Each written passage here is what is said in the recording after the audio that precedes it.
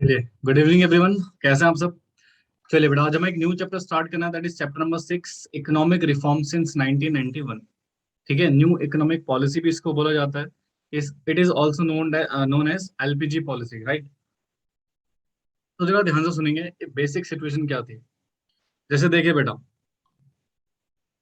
मैं छोटा सा कॉन्सेप्ट समझाता हूँ, राइट? देन फिर हम इसके थ्योरेटिकल पोर्शन में भी जाएंगे।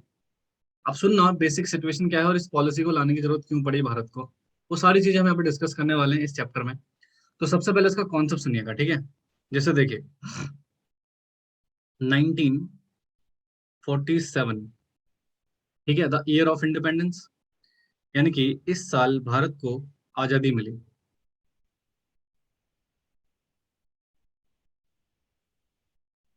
That is freedom. ठीक है जी।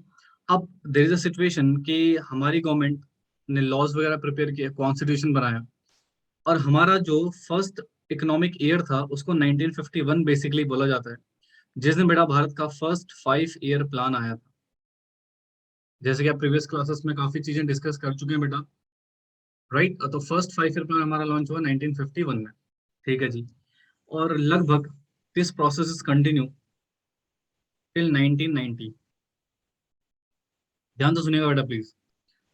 और इस ड्यूरेशन में भारत की जो अर्थव्यवस्था थी, इस ड्यूरेशन में भारत की जो अर्थव्यवस्था थी, एक तरह से सोशल ओरिएंटेड या सोशल वेलफेयर ओरिएंटेड इकोनॉमिक्स थी। सोशल वेलफेयर ओरिएंटेड, ठीक है। And economy basically controlled by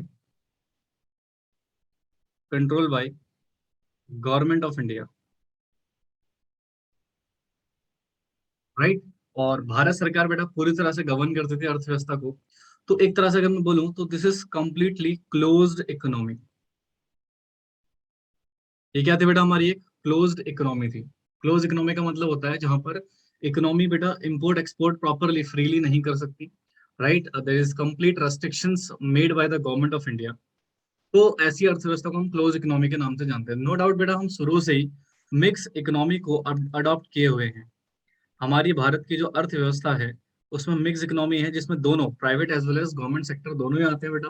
but 1991 से लेकर 1940 तक भारत की अर्थव्यवस्था में जो डोमिनेंस स्टेटस रहा है वो गवर्नमेंट सेक्टर का रहा है, राइट? पब्लिक सेक्टर का डोमिनेंस स्टेटस रहा है बेटा भारत की अर्थव्यवस्था में। अब इसका रिजल्ट ये हुआ, देखो गवर्नमेंट ने जो इनिशियली इस पॉलिसी को अडॉप्ट किया था कि हम गवर्नमेंट सिनेट्रिक रखेंगे, यानी कि सारा का सारा कंट्रोल तो सारा सरकार का रहेगा, प्राइवेट सेक्टर बेटा से बिजनेस करेगी under the control of the government sector.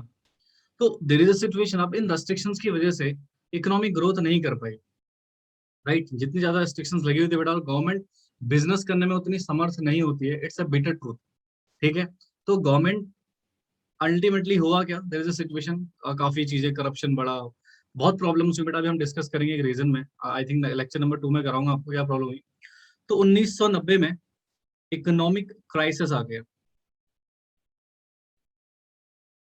ठीक है, 1990 यानी कि 1990 में इंडिया में इकोनॉमिक क्राइसिस आ गया, जिसकी वजह से बेटा बहुत सारी प्रॉब्लम्स क्रिएट होने लगी। Unemployment, that is poverty, right? Population तो हमारी बढ़ी रही थी, तो there is a lots of problem face by the Indian economy. तो यहाँ पर भारत सरकार ने एक डिसीजन लिया कि now economic policy must change, यानी कि अब भारत की अर्थव्यवस्था में एक चेंज की जरूरत थी, एक रिफॉर्म की जरूरत थी, और एक फ्रीडम की जरूरत थी कि सभी को फ्रीडम मिले और प्रॉपरली सभी लोग काम कर सके। तो इसलिए बेटा भारत सरकार ने न्यू आर्थिक नीति को अडॉप्ट किया, यानी कि न्यू इकोनॉमिक पॉलिसी बेटा भारत ने लॉन्च करी 1991 में, and this policy launch in 1991 में। ठीक है जी। 1991 में बेटा इस पॉलिसी को लॉन्च कर दिया गया, जिसमें तीन एलिमेंट थे बेटा इस पॉलिसी के, एल, पी एंड जी। यानी कि एलपीजी पॉलिसी इसको बोला जाता है, LPG, liberalisation, privatisation and globalisation, right? तो इस पॉलिसी को लॉन्च कर दिया गया 1991 में। और उसके बाद हमारी अर्थव्यवस्था की जो सिचुएशन थी बेटा काफी चेंज हुई। There is a lots of change arise in the economy, right. अभी हम देखेंगे कि पॉलिसी किस तरीके से आई, किसको रिप्लेस करके पॉलिसी आई, वगैरह वगैरह। तो this is the basic concept कि जो भारत अर्थव्यवस्था में 1991 में जो रिफॉर्म्स आए वो। और ये चैप्टर काफी इंपॉर्टेंट है बेटा, काफी चीजें जानने को मिलेंगी कि भारत में जो पॉलिसीज थी वो किस तरह से काम कर रही थी, और आफ्टर दिस पॉलिसी क्या क्या चेंज आया इंडियन इकोनॉमी में, राइट। तो this is the basic concept and I hope so कि आपको समझ में आ गया हो, राइट। तो बेटा इसको ना, आप वीडियो यूट्यूब पे देख रहे हैं तो प्लीज इसको ना पॉज करके नोट जरूर कर लीजिएगा, राइट। नोट कर लेना बेटा, फिर आगे बढ़ना, ठीक है जी। चलिए अब जरा आगे देखते हैं इसकी सिचुएशन, मीनिंग क्या है इकोनॉमिक रिफॉर्म्स, ठीक है जी। तो देखिए क्या कह रहा है, economic reforms refers two sets of economic policies directed to accelerate the pace of growth and development। यानी कि इकोनॉमिक रिफॉर्म्स, बहुत सारे रिफॉर्म्स थे बेटा इसमें, एक पर्टिकुलर रिफॉर्म्स नहीं था, यानी कि बहुत सारे sets of economic reforms policies आए थे। यानी कि इस रिफॉर्म में बहुत सारे पॉलिसीज में चेंज हुआ था, तो इसलिए इसको बोलता है सेट ऑफ इकोनॉमिक पॉलिसीज। और ये इतनी सारी चेंजेस इसलिए आए ताकि हमारी इकोनॉमी के जो ग्रोथ उसमें एक एक्सेलरेट मिले, यानी कि एक स्पीड मिले, ताकि इकोनॉमी की ग्रोथ एंड डेवलपमेंट बहुत स्पीड में बढ़े, ठीक है, जिसकी नीड भी थी, ऑब्वियसली बात है।